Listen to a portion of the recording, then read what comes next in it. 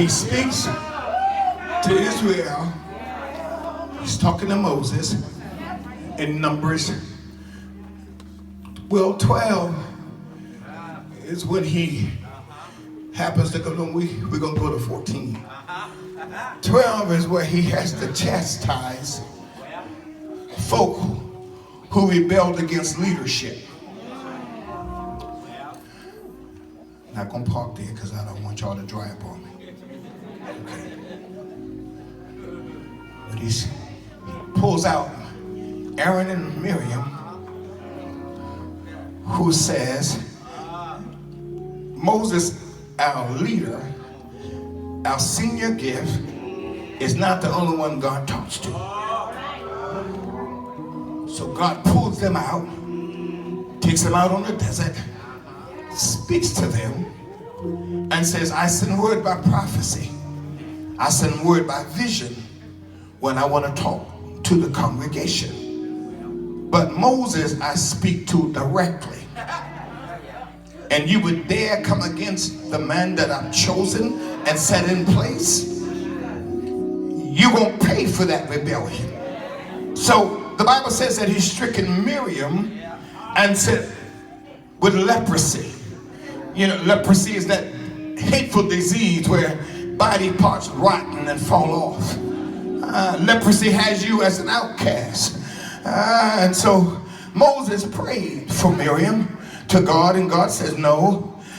When folk get in trouble, they at least have to wait 7 days. So I want to keep her on the outside of everything for 7 days. I want her to feel what isolation feels like. When there's nobody she can talk to, and nobody she can call on, and nobody that will hear her because she's been cursed with leprosy.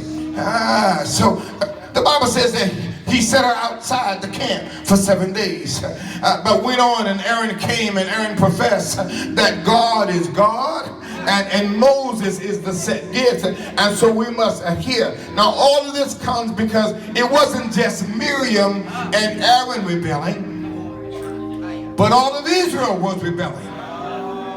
Because God delivered them out of Egypt. Took them through the Red Sea. He had performed 10 miracles by this time, sparing their life and showing them that he was their God. Now I wonder, has there been anybody here who can attest to the fact that God has shown me a miracle?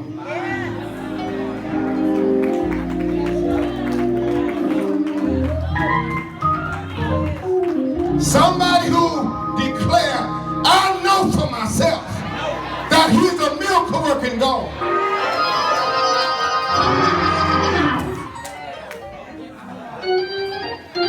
Now, let me ask you this question, because I need to know, why every now and then you come in acting willy-nilly. Why you act like Israel? You see, God had made them a promise. I'm going to give you a land that flows with milk and honey. I'm going to give you a land where there are houses that you didn't build, vineyards that you didn't plant. I won't give it to you as a gift. Tell your neighbor, he gives us gifts. Tell him, already prepared. All we got to do is take the wrappings off the box.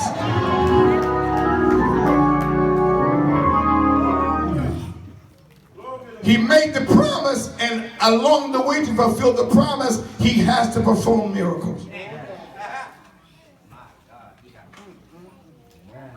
But the promise is still sure. So he gets to chapter 13.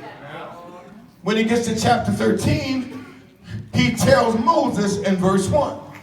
Verse 1 says, Moses, I need for you to send spies to check out the land in Canaan that I have given to Israel. Now I've already done this. It's already theirs. I just want you to check it out to see, so that you can come back and give them the report that what I promised them in terms of what it was going to look like was accurate. All right. Yeah. He goes on to tell Moses, get one leader from every tribe and send them. So they go to check out what God has already declared, to check out what God has already promised. It's get there and declare, my God is just what God said. As a matter of fact, it's greater than what he told us. We brought back grapes and pomegranates and had to put them on a cart because they were so big. Oh, that sounds so good. Would you tell your neighbor everything that God promised has got to be great? Because